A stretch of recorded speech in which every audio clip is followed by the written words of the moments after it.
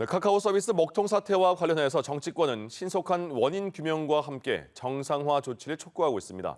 윤석열 대통령은 과기부 상황실을 장관 주재로 격상하라고 지시했고 국회 과방위원들은 관련 기업 대표 등을 국정감사장에 부를 계획입니다. 취재 기자 연결합니다. 나경열 기자. 네, 카카오 서비스 먹통 사태와 관련해 윤석열 대통령이 신속한 복구를 당부했습니다. 먼저 과학기술정보통신부 네트워크 상황실장이 중심이었던 과기부 상황실을 장관 주재로 격상해 대처할 것을 지시했습니다. 투인 데이터 센터 설치와 같은 사고 예방 방안과 사고 발생 시 보고, 조치 제도가 마련돼야 한다는 뜻을 강조하기도 했습니다.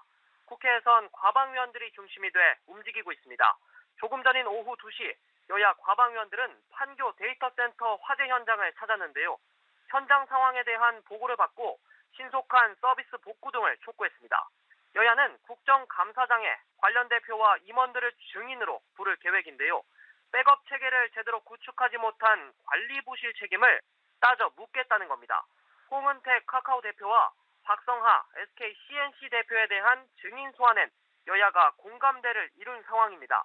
이번 사태에 일부 서비스 장애를 일으킨 네이버의 최수연 대표 소환에도 합의를 본 걸로 전해지고 있습니다. 하지만 카카오 오너인 김범수 전 이사회 의장에 대한 소환에는 입장 차이를 보이고 있는데요. 여당은 실무 대표까지만 부르면 된다고 주장하는 반면 야당은 카카오 전체 서비스가 먹통이 된 만큼 김 전 의장을 부를 이유가 충분하다는 입장입니다. 현장 방문을 마친 뒤 증인 채택과 관련한 논의가 본격적으로 이뤄질 예정입니다. 여야 각자 의견을 모은 뒤 내일 예정된 과방위 국감장에서 증인 채택에 대한 의결이 진행될 걸로 보입니다. 네, 서해 공무원 피격 사건과 관련해서는 여당의 공세 계속되고 있죠. 네, 그렇습니다. 이번 감사 결과에 대해 민주당은 파렴치한 정치 감사 이렇게 규정했는데요.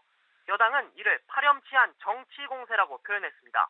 그러면서 민주당과 문재인 전 대통령을 싸잡아 비판했는데요. 우리 국민이 차가운 바다 위에서 북한군에 의해 죽어가는 3시간 동안 문재인 대통령은 어디에서 무엇을 했느냐고 따져 물었습니다. 민주당은 전임 대통령을 욕보여 현 대통령의 잘못을 덮을 수 있다고 여긴다면 오산이라고 맞받았습니다. 이어 국민의 삶을 뒤로한 채 오직 정치 보복에만 열을 올리고 있다며 민생 정책 추진을 강조하고 나섰습니다.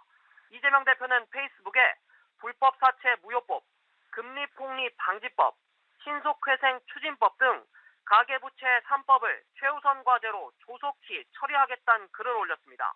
금리 인상기 저소득, 저신용 가구가 직격탄을 맞고 있다며 조속한 대책이 필요하다는 점을 강조한 겁니다. 정쟁보다는 정책을 강조하면서 민생정당 이미지를 구축하려는 뜻으로 풀이됩니다. 지금까지 국회에서 전해드렸습니다.